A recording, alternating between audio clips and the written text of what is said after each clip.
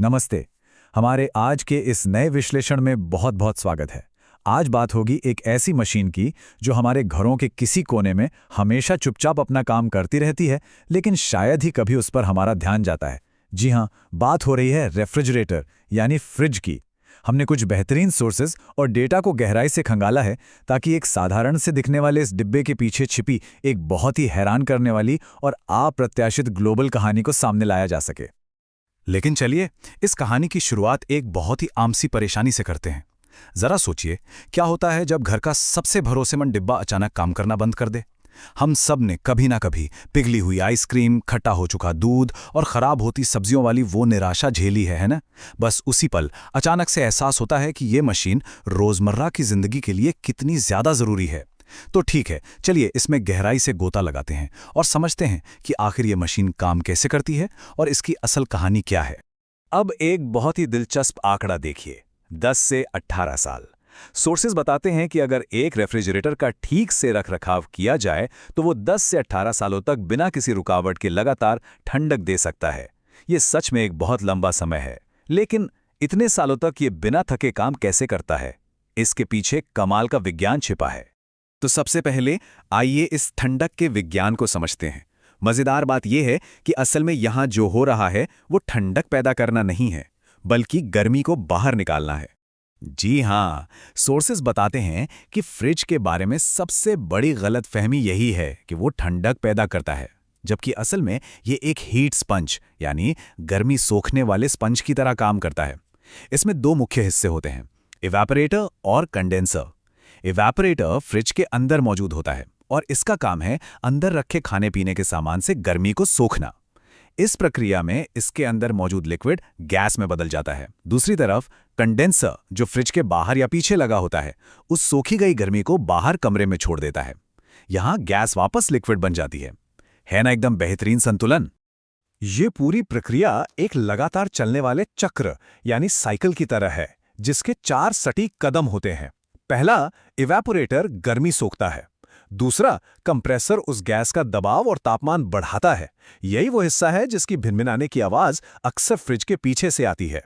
तीसरा कदम, कंडेंसर उस गर्मी को बाहर छोड़ता है।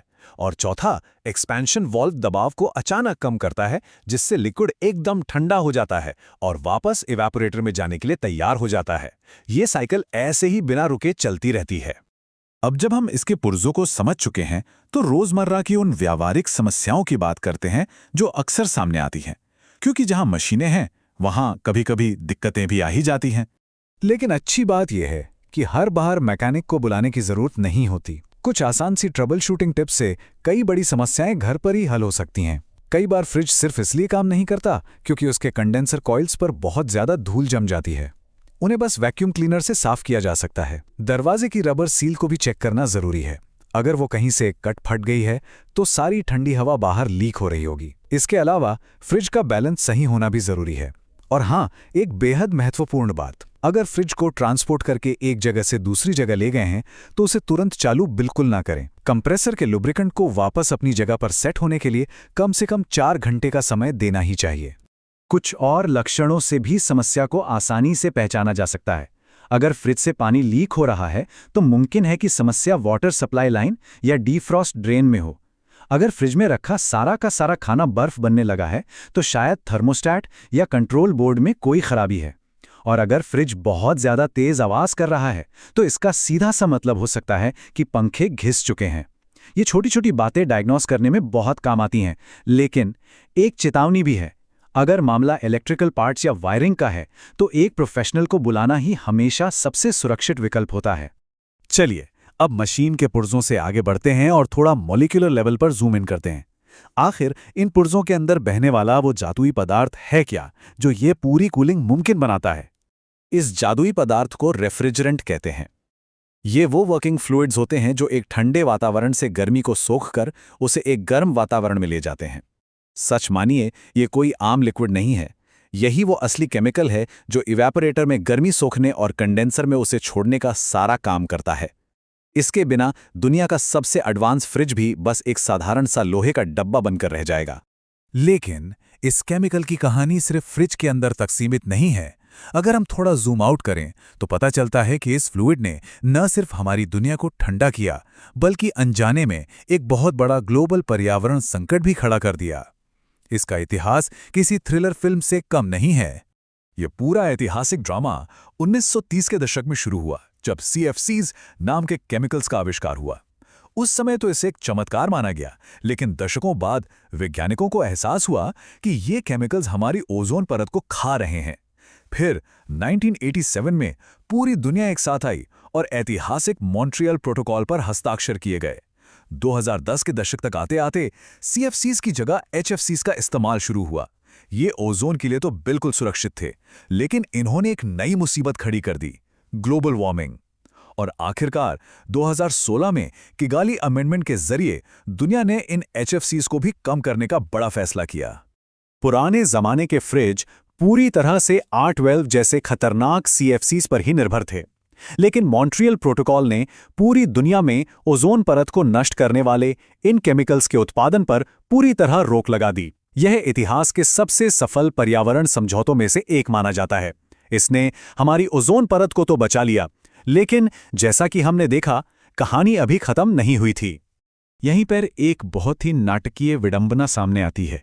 सोर्सेस के मुताबिक HFCs का ग्लोबल वार्मिंग पोटेंशियल, यानी पृथ्वी को गर्म करने की क्षमता, कार्बन डाइऑक्साइड की तुलना में सैकड़ों से हजारों गुना ज्यादा होती है।